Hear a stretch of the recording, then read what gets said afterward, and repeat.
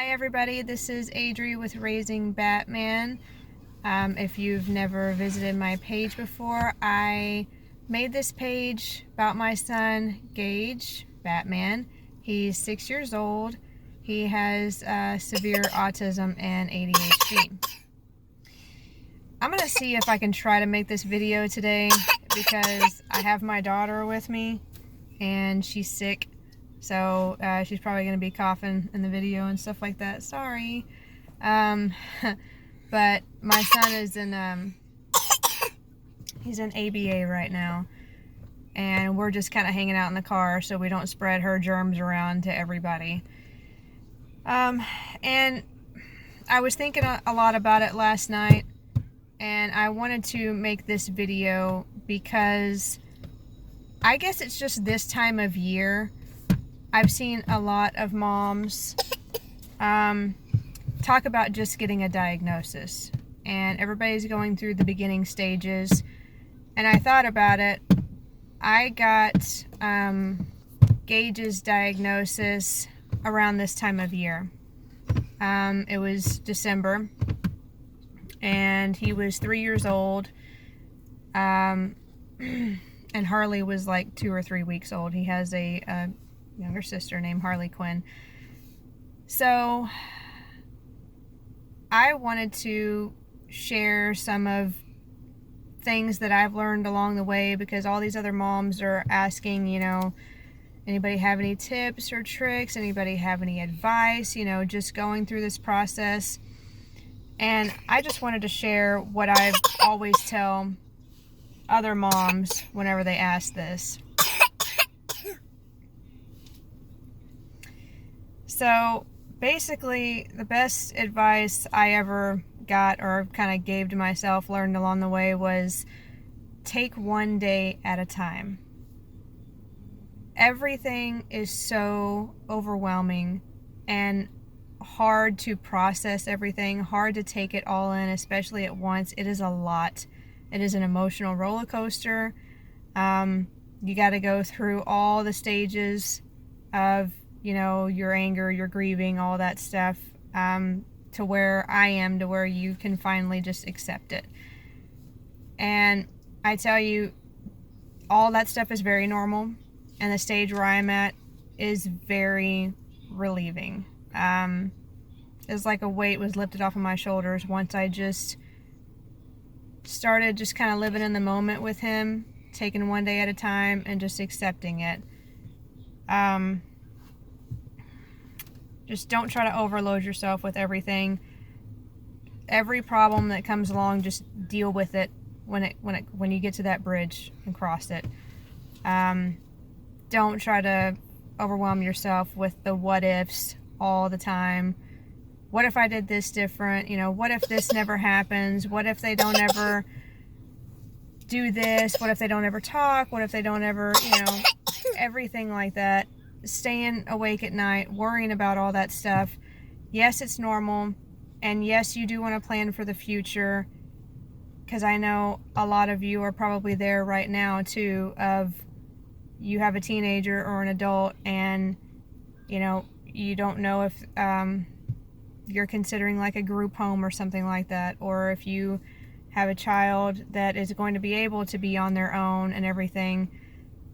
But for the moms with younger kids and moms like me, like I said, my son is 6, just try to live in the moment for now and love them and accept them and just try to have fun with them. Another thing is definitely listen to your teachers, your kids' teachers, and learn from them. Therapists, teachers, everything. Lean on them. Don't be afraid to ask for help. And they taught me a lot over the years, and I did lean on them a lot. They helped me stuff around the house, like making stuff, making visuals for Gage, stuff like that. And I came to them with every problem that I had for Gage, and they try to help me find a solution to figure it out. But at the same time, the therapists have to be the right fit for your kids. So if it's not a right fit, trust your gut. Always trust your gut and go to somebody else, or don't let them push back and tell you no. you know what's best for your kid, and you have the right to fight for him and be their advocate. So with that, teach your kid how they learn. That was another thing that helped me out so much, is after I figured out how to reach Gage, and again, I found that out through his therapist. They could reach him more than I could. Before he started therapy or anything like that, I tried so many different things, and it was a trial and error, and nothing seemed to work. I listened and learned from them, and they found a way to reach him that I didn't know how to. You have to rearrange and reteach yourself how to teach your kid, because I worked in daycare for a long time too, and you don't treat every kid the same, but there are certain ways you go about doing certain things, and a lot of the kids would just pick up on certain things, and my son Gage didn't seem to. So all the things, like my daughter, she's neurotypical. She just picks up on things, whereas I have to teach Gage every little thing. Everything is a teaching moment. I have to break things down step by step. So that's kind of how I went about everything, is just breaking it down, taking on small things at a time, not the whole huge big picture. That's too overwhelming. Concentrate on one thing at a time and work on that. There's going to be lots of goals and stuff like that you have with his teachers and therapists, and that's great. Let them work on them, and you do want to follow through at home. It's just kind of a daily life thing, going through it with them, but just like I said, just don't try to overwhelm yourself with everything all at once. But early intervention is the key. It is, the earlier you get in with therapies and stuff, the easier it is. It seemed like with Gage, the quicker he learned it that way. I mean, he has been an OT in speech since he was 2. He started ABA when he was 4. We're here in Texas, so it's really hard to get ABA with, like, we have Medicaid, because he's on SSI and stuff like that. So it's really hard to do that. We had to find a place, it's like a government funded, state funded place that takes Medicaid. Also, yeah, just like I said, just love your kid and enjoy it in the moment while you can. I know I was telling somebody else the other day that, they said their kid was 2-3 years old and they love tickles and they love to cuddle and things like that, and Gage didn't when he was that age. He always pushed me away from him. He didn't want me touching him, didn't want me near him, and I wanted that so bad. I wanted to hear him say mama and I love you, and I just wanted a hug from him. It's so hard being a parent and your kid won't let you I feel like, love them and hug them. And now he does, and I'm so grateful for that, and I love just to cuddle with him and tickle him and stuff like that. And like I was telling one mom the other day, I just wish he would let me do it back when he was real squishy, when he was young and still had those rolls that I could squeeze and stuff, but it is what it is. And like I said, it's so freeing just to accept it and love them for who they are, and it doesn't matter what anybody else thinks.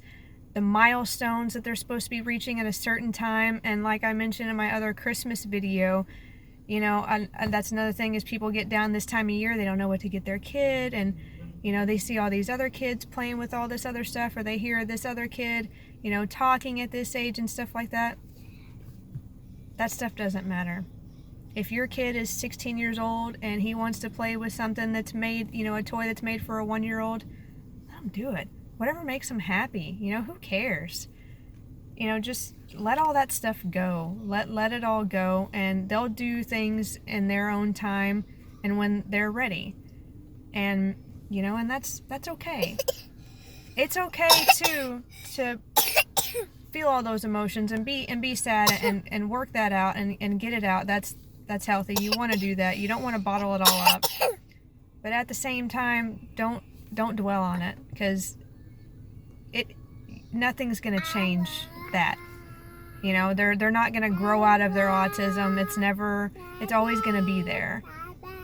And nothing's going to change that. So just be there, love them, and support them. That's the best thing you can do, and everything else will fall into place. Just take one day at a time. And it's, like I said, it's so much better. And like I said, with the milestones and things like that, it'll just eventually come whenever they're ready. I mean, Gage is 6, and he just got potty trained a couple months ago. So, and when I say potty trained, he still has accidents and stuff like that, and that's okay. We're still working on it. I just had to find that real good motivator. I mean, I've been working on it for a long time with him and establishing a routine and stuff like that. And I know kids that are older that still aren't potty trained, and I know kids that were younger than him that are potty trained. Every kid's different. But don't try to worry yourself about it. And I really, really wanted that to happen because it's really hard changing diapers and stuff like that of a much older kid. So, but I just kind of said, you know what, it is what it is, and he'll do it when he's ready. And he did. So, just got to hang in there, keep on going, and if y'all ever have any questions or just want to talk or anything like that, just let me know. I'm always here. I got this Facebook page, my YouTube channel, my Instagram, whatever y'all use, whatever platform you're on. You could message me and let me know. If y'all haven't seen the new Santa Baby Shark song, it's pretty cute. I know that song can be annoying, but the simple kid song, super simple song, something like that, it's pretty cute. That's what she's over here singing right now. So, but yeah, I will make a video probably after Christmas. I don't know if I'm going to have time before that to make another one. But until then, Merry Christmas, Happy Holidays, whatever you celebrate. And I hope it's a good one. And I'll keep y'all updated. Oh, also, if y'all need Christmas ideas, watch my other video. Or go look at my page, and I have a link of some other ideas and stuff you can do. And I will talk to y'all later. Harley, you want to say bye? Bye. Say bye-bye. Bye-bye.